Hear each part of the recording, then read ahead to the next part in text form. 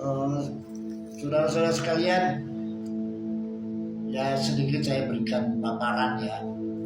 Ya kenapa kena ada semacam kegelisahan, kekhawatiran ya tentang kondisi-kondisi sosial dan politik di masa ini dalam kehidupan penyelenggaraan pemerintahan di Indonesia, terutama berbasis di wilayah publik yang tidak menentu. Jadi di dalamnya itu beraneka ragam.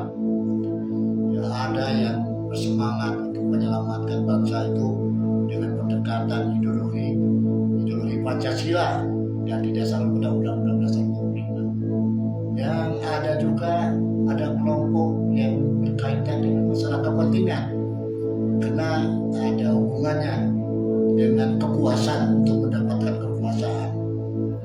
Di sini ada tarik menarik, ada berbelak-balik ya pemahaman-pemahaman tentang fakta-fakta ekonomi, fakta-fakta ideologis, fakta-fakta sosial lainnya, ya fakta-fakta yang berkaitan dengan produksi dan kekayaan alam.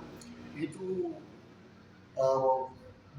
demikian dinamis ya, berputar banyak sekali narasi-narasi yang bisa menyesatkan masyarakat, ya, apalagi masyarakat dari tingkat intermediate ke bawah. Ya kalau yang atas mungkin sudah bisa menganalisa dan tidak bisa terjebak. Namun karena ada semacam kepentingan kekuasaan yang tanda kutip ya punya kepentingan secara khusus, itu malah lucu ya, orang yang tingkat pendidikannya tinggi jadi berbalik, jadi ada kebodohan di sana karena tidak diorientasikan kepada pertanggungjawaban sebagai warga negara Indonesia yang cinta terhadap ideologi Pancasila dan Undang-Undang 45 untuk membangun negara supaya maju dan sejahtera. Ada yang kacau-kacau itu ada.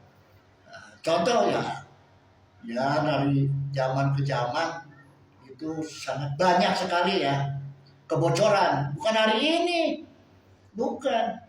Yang merdeka itu sudah berapa tahun ya, sejak Pak Karno mimpin negara itu pencuri itu sudah banyak itu yang merdeka itu, ya kan. Juga lagi tantangan pemberontakan dan seterusnya ganti intinya yang sampai tahun 65 ya, sampai terus ada saja.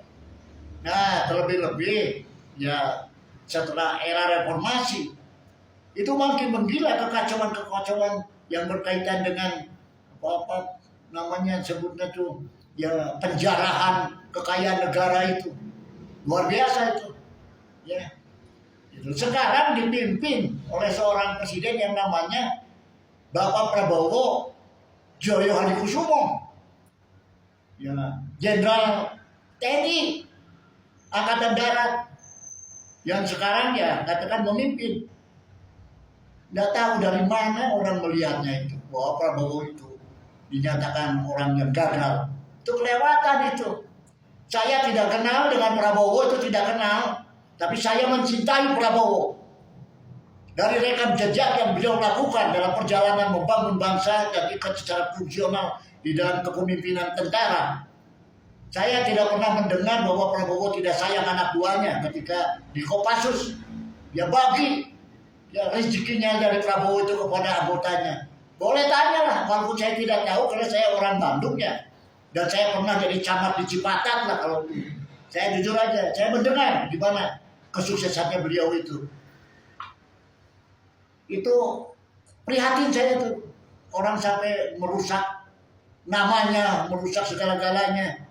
Ya berilah kesempatan untuk bisa membangun bangsa ini. Paling tidak lah 10 tahun, 2 periode sama dengan presiden-presiden yang lainnya untuk memimpin negara itu supaya sukses dan unggul dalam kehidupan bernegara yang bisa berpengaruh ya secara global, secara internasional. Jangan dihina, jangan dirusak. Ya, mahasiswa boleh saja lah mengungkapkan pendapat berdasarkan Undang-Undang Dasar 45 pasal 19 bahwa setiap warga negara berdasarkan pasal 28, mohon maaf ya, silakan saja, ya kan, Nah, ada kebebasan, tapi bukan kebablasan.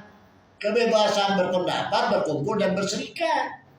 Kalau demo itu sudah berhari-hari tidak jelas tujuannya, menganggap bahwa Indonesia itu bangkrut atau bisa hancur, bodoh amat itu. Pakai otak kan, lihat. Kita lihat kan, anggaran masih jalan, devisa masih ada, kepercayaan dari luar negeri ada, masih banyak semuanya kekayaannya, kekayaan alam yang terkandung di dalamnya banyak. Disebut mau bangkrut, dari mana otaknya itu? Saya sekolah itu, ya bertahun-tahun tidak pernah ada cerita Indonesia itu tidak punya kekayaan.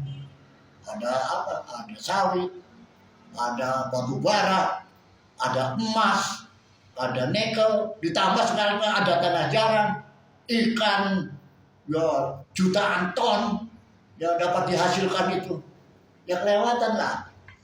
Jadi sekarang ini tinggal bagaimana mengintegrasikan, mengkoordinasikan, bekerja saya sungguh-sungguh dengan sistem yang benar, supaya produksi kita itu meningkat untuk kesejahteraan.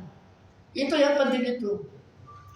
Ya, saya nggak banyak ini, silakanlah Pak Prabowo yang tenang saja. Saya di depan membantu perjuangan Bapak untuk membangun bangsa dan negara ini.